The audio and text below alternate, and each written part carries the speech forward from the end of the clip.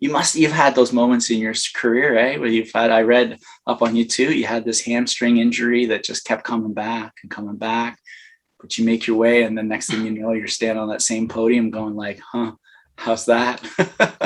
From 2010 to 2015, I didn't have a personal best indoors until 2015. And my previous personal best was 2010.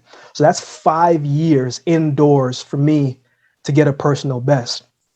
And throughout that whole time, right, I was thinking to myself, like, man, what am I doing wrong? Right? I'm sure many of you listening to this, maybe you've had that same feeling or thinking just like, man, what am I doing wrong? Because I was doing all the right things, Simon.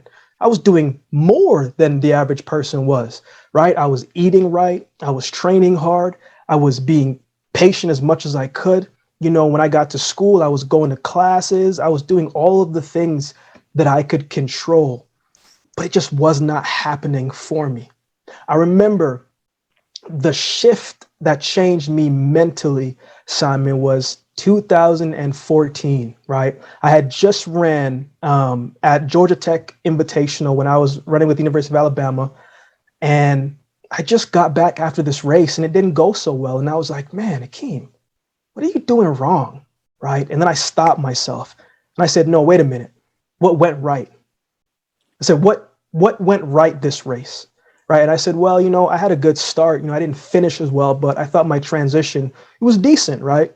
And so I started to ask myself what went right, because when you think of something in a negative aspect, your response, your answer is going to be negative.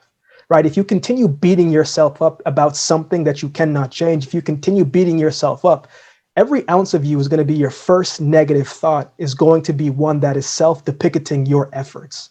So I shift my mindset from beating myself up to saying, man, Akeem, find one thing that you did right.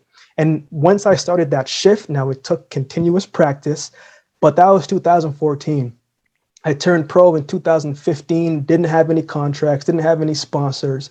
But 2015, because I took a year to shift my mindset, that was the same year that I became the third fastest Canadian of all time and became number 3 in the world at that time, right? So it just took that shift of, Akeem, stop beating yourself up.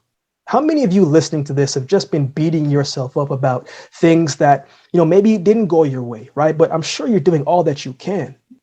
My coach used to always say, Akeem, you can't go as fast in a race as the fastest you've been going. If you're already going fast, how much more faster can you go? Because whenever you force something in track and field, it never comes to you.